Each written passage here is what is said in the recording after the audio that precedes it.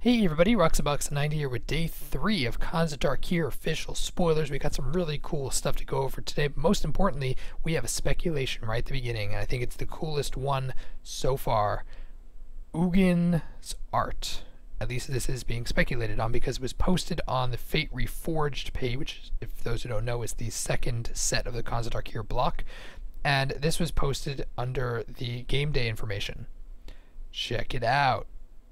Given we've seen before this shape of horns on the Fate Reforged art and other elements of Ugin, it seems to imply this is Ugin's artwork. It definitely looks spirit-like. He has these almost angel wings. And for those who are complaining it looks a little too Nicol Bolas-like, well, realize that Ugin probably is the Elder Dragon, or one of the Elder Dragons from Tarkir. Because if you remember, on Dominaria, or I don't know what it was called back in the day, Dominia, whatever, when Nicol Bolas was one of 5 Elder Dragons, but he was, at least to my knowledge, the only one who became an official Planeswalker. Ugin could very well have been the same surviving Elder Dragon from Tarkir. So it doesn't go against the flavor grain for him to be looking like-ish Nicol Bolas, but I still think he's distinct enough to stand out. His horns are definitely a different shape, and here he looks very colorless feel because he has this affinity for Ghostfire, which for those isn't actually a card, but it also is something that we see even in the concept, which we'll see shortly. There's a Ghostfire card, and he has an affinity for it, which is probably why eventually he'll be either a colorless Planeswalker or a colorless Dragon card. But since the artwork is revealed here, it implies that somehow or another Ugin is involved with the second set as an entity, not just as his spiritualness. So it'll be interesting to see. It looks really cool.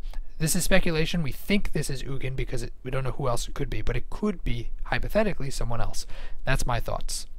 Going into the spoilers for today, I forgot to mention Utter End, which was posted yesterday in the late afternoon. 2, a white and a black for an instant. Exile target, non-land permanent. Yes, it is Vindicate. In some senses, 2.0. Yes, it does cost 1 more mana, which matters a lot for the more Eternal formats. But, for Commander at least, which is technically, I guess, an Eternal format, Commander, it is a redundancy card, which means that it works pretty much better than Vindicate, and or you could just run them alongside one another for a redundancy, being both incredible spot removal. Vindicate is sorcery speed, not instant, but it does cost 3, not 4. Commander, that doesn't really matter given you exile any non-land permanent. Exiling is huge too because it's easy to recur in Commander. So my thoughts are, in Commander this card is ridiculous. I think it is probably not going to see much play in Modern, Legacy, Vintage. Has a chance of seeing play in Constructed at the very least as a sideboard card. I do think it's strong enough for that, and while it may not be literally Vindicate being reprinted, I think it's pretty solid with amazing flavor text.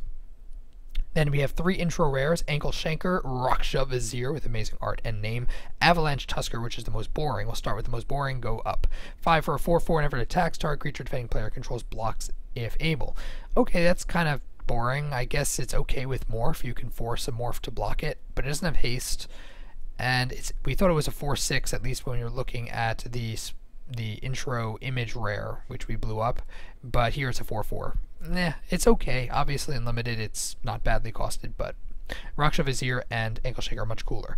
Raksha Vizier is 5 for a 4/4 whenever one or more cards are put in the exile from your graveyard.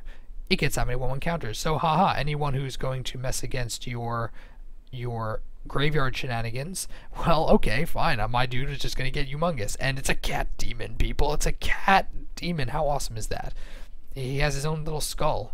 For those who read Dresden, it's a Bob skull. He has his own Bob, which is hilarious.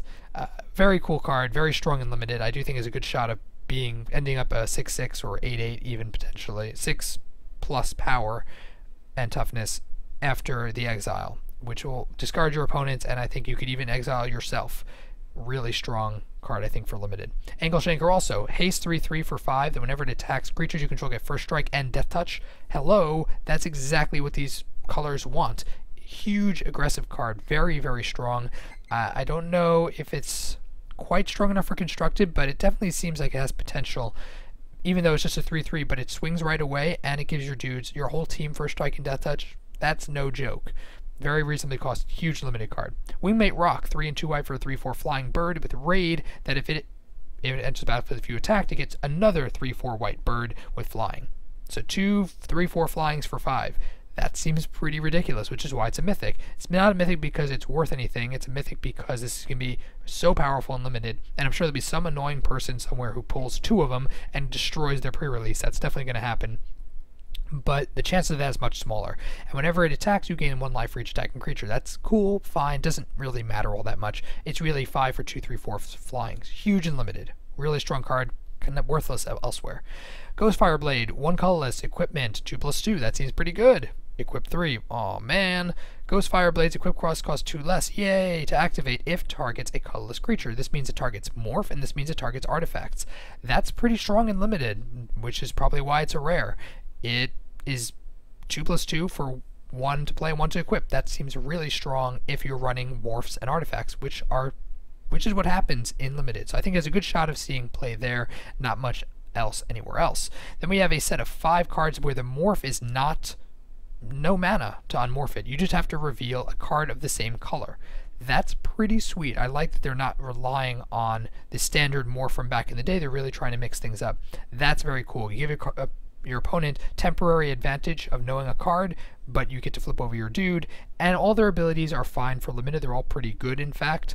I really like Dragon Eyes Savant because an 06 is ridiculous to deal with, and looking at a target opponent's hand, especially later in the game, you want to know what removal they have and such. I think it's really cool, but they're all fine. They're all pretty good. Flying Crane Technique, 3 blue, white, and red. Instant, untap all creatures you control, and creatures you control gain flying and double strike. Well, that's a way to end the game. That's pretty ridiculous. You do it as a Jeskai finisher, people, because prowess and this go together. All your dudes get 1/1, and then bam, double strike flying. Take that, you're going to win. This card is huge bomb and limited. It's going to be a Jeskai finisher. Great card that way. It probably sees some commander play also just because it untaps all the creatures, and it's an instant. But other than that, I don't think it's going to see much play elsewhere. Raider Spoils, 3 and a black for creatures you control get 1/0. Whenever warrior control deals damage to a player, you may pay 1 life, and if you do, draw a card. So it's Phyrexian Arena stapled onto a pseudo anthem for 3 and a black. Well, Phyrexian Arena is not bad.